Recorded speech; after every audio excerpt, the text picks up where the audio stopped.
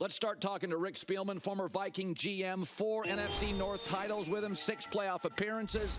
Okay, so we had Caleb Williams on a couple days ago. We have Bo Nix on later.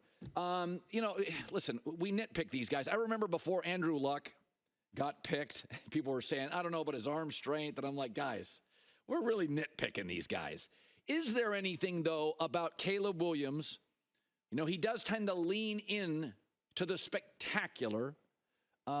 Is there anything you look at and think, ooh, he's got to address blank, blank, blank as a pro? Yeah, this time of year, everybody's poking holes in these kids, and they'll keep poking holes in these kids until right before the draft, and then you fall back in love with everybody again. But looking at Caleb Williams, to me, he was the most unique playmaker I've seen in a long time at the quarterback position. His ability to extend plays, his ability to throw off-schedule type throws, an incredible arm talent and accuracy when he's on the move. But if you really want to start poking holes in the kid, it was like he was overcompensating this year for a poor defense and a poor offensive line. So he tried to hold the ball too long at times in the pocket to try to take the big shots down the field to get in some of these shootout games. But he has to learn how to take what the defense has given him. The other thing, if you want to poke another hole in his game, is the ball security in the pocket. Too many times he has it loose. You see him get stripped in the pocket. The game that really stuck out to me the most, that told me a lot about this kid and why this kid is a winner, and you're going to say, Rick, you're crazier than heck, is the Notre Dame game. Because that first half may be the worst half I evaluated on tape when I seen him make those poor decisions through those interceptions. But the one thing that really stuck out to me about this kid and his grit and his ability to shake things off, he came back and played maybe one of his best halves the second half of that Notre Dame game. Now, they did not end up winning the game, but it told me, hey, I played a crappy first half. I can shake it off. I know we still have a chance. I'm going out and play better in the second half, and he did that. It's interesting. J.J. McCarthy was about a 205-pound football player in the season, then balloons up to 220 in the combine. And I remember Bryce Young put on weight for the combine. But I worry because I did feel when I watched him at Michigan that he's a little spindly. And the guys in this league, Caleb Williams may only be 6 feet tall, but he is trunky. And Mahomes, Brady, if you've ever been next to Tom Brady, the butt, the hips. Aaron Rodgers is 225 and in my height. And I'm 190 and I work out. I mean, Aaron is, wrists, shoulders. Aaron's big. He's a big man. And I look at J.J. McCarthy and I think, oh, this is like water weight. They moved him up for the combine. Should I be concerned that he did look during the season a little thin and light, and that's not necessarily a recipe for success in this league? I think if they don't look, would you call him hunky? Is that the Trunky term I could use now going forward with evaluations? Yeah. I don't know how hunky they have to look, but I know J.J. McCarthy did look thin on tape. I didn't get an opportunity to see him in person. I know when the scouts go through the schools, they try to at least get body weight on him. If it's reported that he was 205 or something, I don't know that. But I'm assuming what you're saying is correct. But then all of a sudden he puts on 15 pounds. Now, I'll bet, and this is the trick that all these kids do, if they're concerned about their weight. Take Jane Daniels. He didn't even weigh in at the combine. And they said he weighed 210 during the season with some of the people that I talked to. But all of a sudden he's 220 at the combine. I'll bet you $1, Colin, that he does not weigh in at Michigan, because a lot of times they'll put that weight on just to say, yeah, I'm over 200 pounds or I'm 205 or 215 pounds, and then go back down to their original weight. But also, I think these kids still will physically mature. You mentioned Tom Brady. I mean, everybody's seen his combine picture, and he was spindly as you can get. I don't know if I would call him hunky, like you like to refer to these quarterbacks that really are good players in the NFL. Yeah. So I think there's still a lot of physical maturity that can go along, but I wouldn't be too concerned about it. Okay, you wouldn't be too concerned.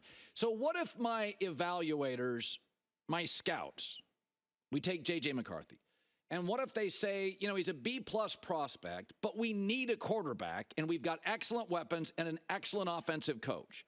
So the only way to get him is to go from 11 to 5 and give up multiple firsts. Now, we don't view him as great, but now I'm in year 2, Kevin O'Connell, year 3. I've got all these pieces like Justin Jefferson, Jordan Addison. I've got my pieces, Aaron Jones getting older. I need a quarterback for the future. What does a general manager do? Like, I always think sometimes maybe do you have to reach on a quarterback because of the value of the position? Well, I think when you watched him on tape this year, and it was two things about the kid, and we had an opportunity when I was at CBS on the stage at the Combine, and when he came up, you can tell that he is a leader. And there is that aura around him that just people gravitate to. And he's a winner. He does what he has to do to win football games.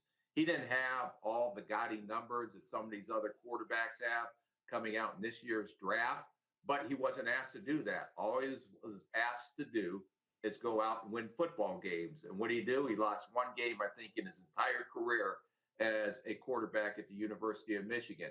These coaches, these scouts, the private workouts, the meetings, everything from A to Z, the psychological testing, everything you can do to try to predict what type of quarterbacks this is going to be and if he's going to be better than what you've seen on tape. So in Minnesota's situation, look, to me, this is going to be the most interesting part of the draft because you have Minnesota at 11, who also acquired a first-round pick from Houston. You got Denver, who needs a quarterback at 12. You got the Las Vegas Raiders at 13, who also need a future quarterback. I don't see the big three coming out unless New England does something crazy and does not take a future quarterback for them. But what team is going to get aggressive to say that, hey, maybe I see J.J. McCarthy, like you were referring to, as a early second round, late first round pick, but we need the quarterback. The thing that concerns me is anyone that gets aggressive to go up there and get him. Caleb Williams is going to cost you 1 first-round pick. Drake May is going to cost you 1 first-round pick. Jaden Daniels is going to cost you 1 first-round pick. If you have to move up into the top 10 to get a J.J. McCarthy, who I don't think is a top 10 talent, I think he'll be a good quarterback in this league. You're giving up multiple first-round picks and probably a first-round pick in the future to try to go up and get him. So you spent a lot more draft capital on a J.J. McCarthy because you couldn't get one of the top 3. Now, maybe if you can move up and get one of those top 3, that's a different story if you think they're franchise changing quarterbacks. But there's no way that Caleb Williams, in my opinion, doesn't end up in Chicago. The Commanders cannot afford not to take a quarterback.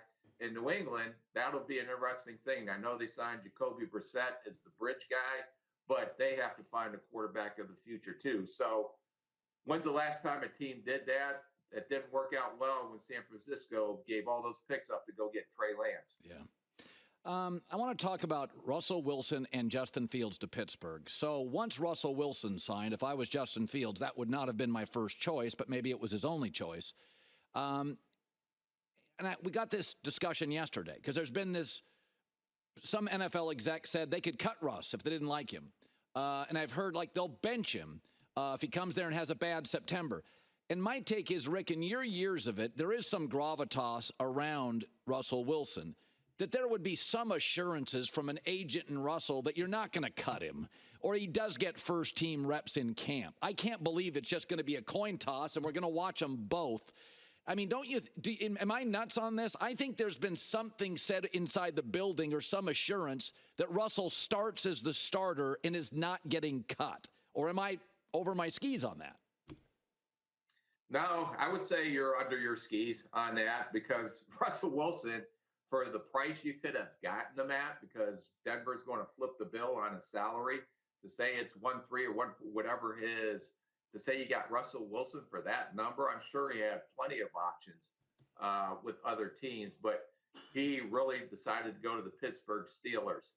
And I think even though Mike Tomlin said we're all in on Kenny Pickett, I'm sure when Russell Wilson signed, it's going to be an open competition, but behind closed doors, Russ, this is your job to lose. Now, unless you go out there and can't walk and chew gum at the same time, then this is going to be your job to lose, and you're going to come in and get the starting reps.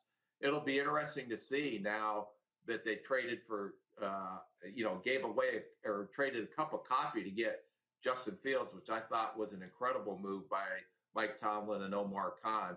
Because if you would have told me a month ago that Pittsburgh Steelers quarterback room is going to have Justin Fields and Russell Wilson in there for under $4.5 million, I would have told you that, I'll buy swampland down here in Florida where I live. So, But I do think that Justin Fields will push him. I'm not so sure they have some packages for Justin Fields. I think both of these quarterbacks' skill set fit what Arthur Smith wants to run in Pittsburgh. Physical, run the ball, take the shots down the field off of play action, and play good defense, which Pittsburgh already does. So hopefully this is something that gets them out of purgatory. We're always just good enough to get in the playoffs, but not good enough to go far in the playoffs. So getting aggressive, but very smart to try to get these two quarterbacks in. I think it'll be Russell Wilson's job to lose, but if he struggles and Pittsburgh's in the same position they were in last year at this time, don't be surprised if they switch over to Justin Fields.